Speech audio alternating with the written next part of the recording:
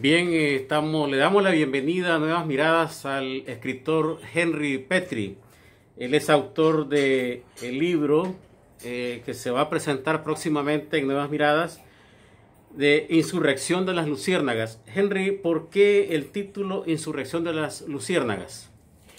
Bueno, Insurrección de las Luciérnagas porque está referido al levantamiento juvenil y popular a partir de abril del 2018.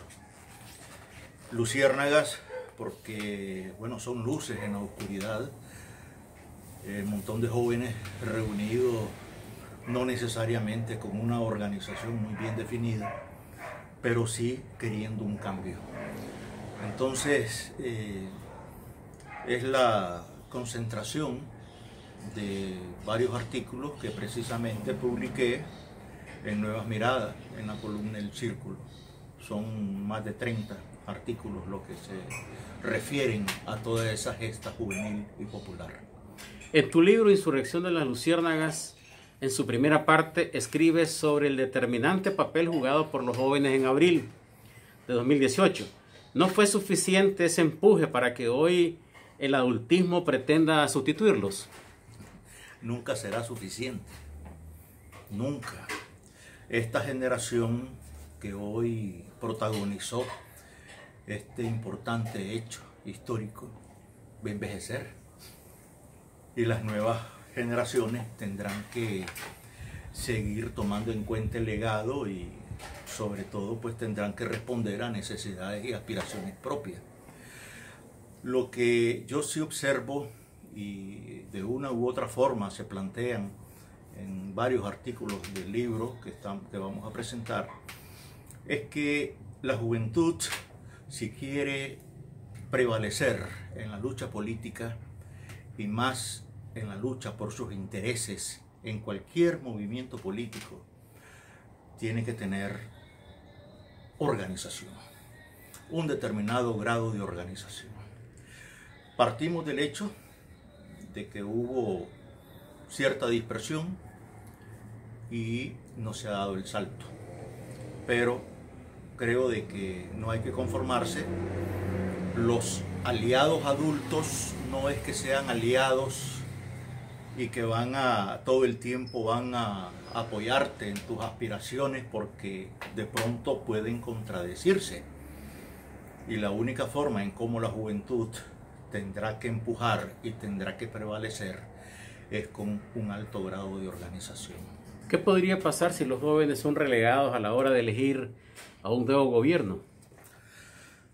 Bueno, lo que va a pasar es que no van a tener una representación clara, pero fíjate que para mí lo más importante no es de que los jóvenes, bueno, que deben serlo, ¿verdad?, que sean diputados o que sean vicepresidentes o presidentes, ¿verdad?, de la República, sino que el nuevo diseño de Estado, de sistema político, garantice la participación juvenil a través de instancias, espacios concretos donde la juventud como generación, como conglomerado de nicaragüenses de una determinada edad, tenga la posibilidad de tener voz, tenga la posibilidad de gestionar por sus propios intereses y aspiraciones.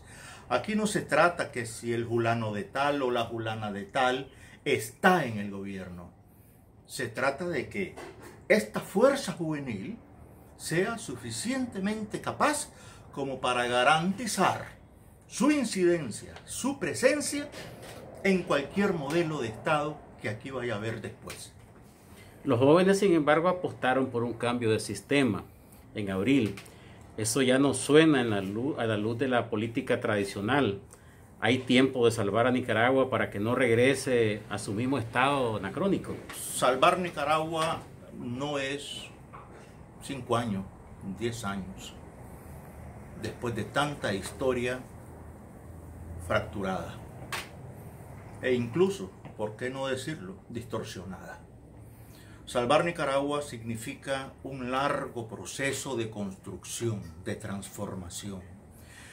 Y esa transformación no va a ser posible ni en una década.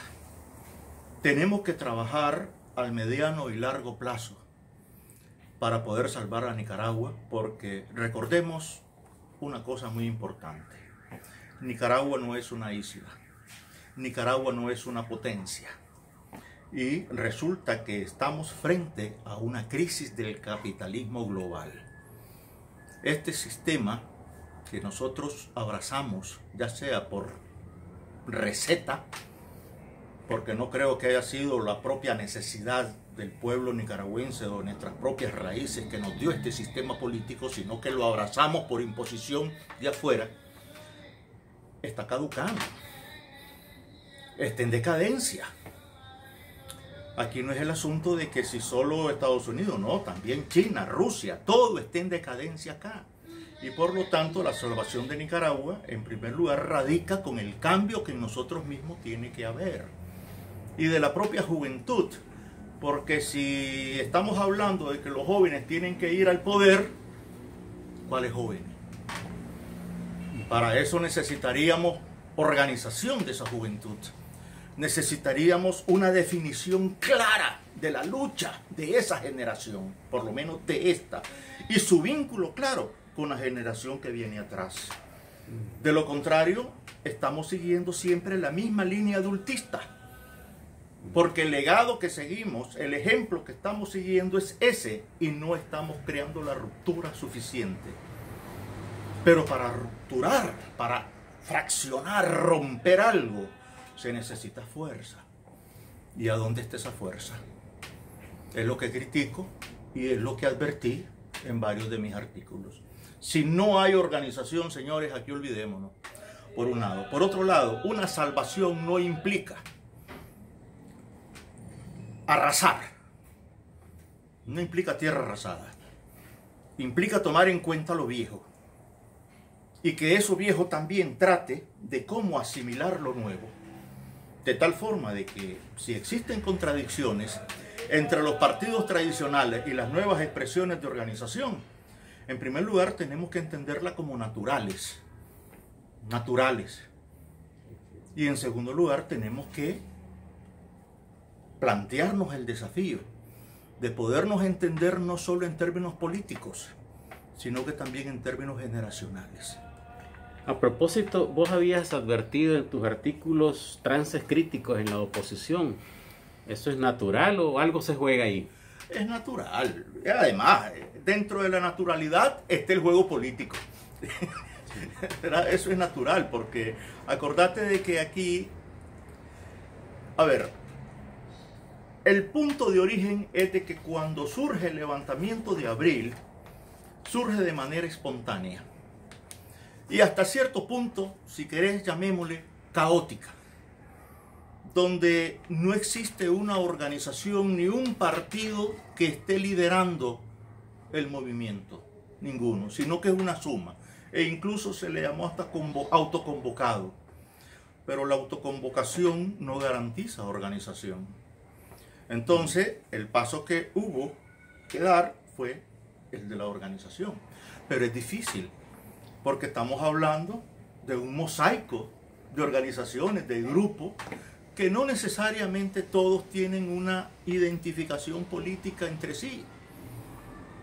Algunos incluso quizás se levantaron solo por estar en contra de la dictadura de Daniel Ortega. Y hasta ahí nomás, pero sin ningún planteamiento, ninguna plataforma política.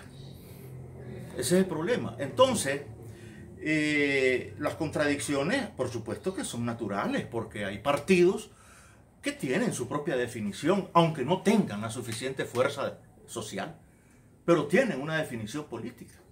Hay otros que, lógicamente, otros partidos que sí tienen, además de una definición, una organización territorial.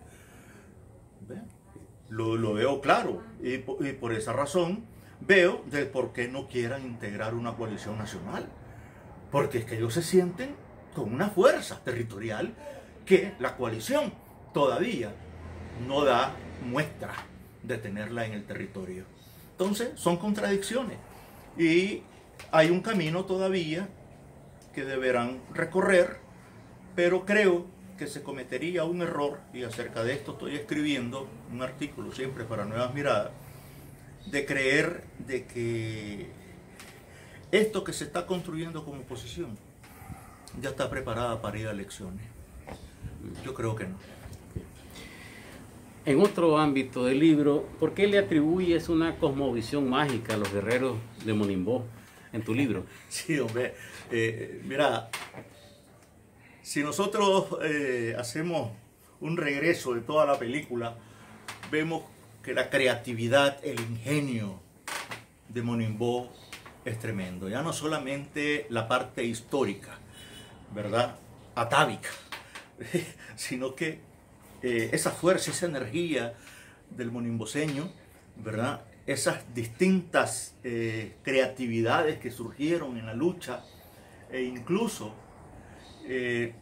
hay historias, hay anécdotas interesantes de lo que sucedía en las noches, por ejemplo, las sombras que recorrían y que los policías le tenían miedo. Ahí los policías no llegaban a determinadas esquinas de Monimbó. ¿Por qué? Porque habían aguizotes raros.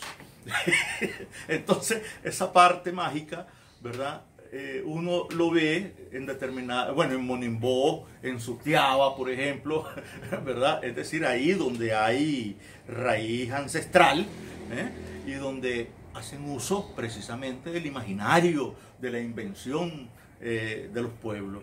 Por esa misma razón. A propósito, me gustaría que te refirieras al título Jauría de zombies, calcina luces y sonrisas de las luciérnagas. Eso, fíjate, Juan Ramón, que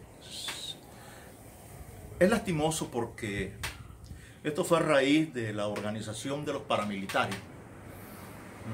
Y donde los paramilitares repetían consignas, y vos ves sus rostros de manera muy mecánica, eran gente vacías. Incluso hasta el finado de Empastora, cuando hablaba, era hueco, vacío. Y muchas otras gentes que lideraban a esa gente. Entonces imagínate vos, si sus jefes son vacíos, huecos, no tienen ideas, ¿verdad?, no tienen corazón.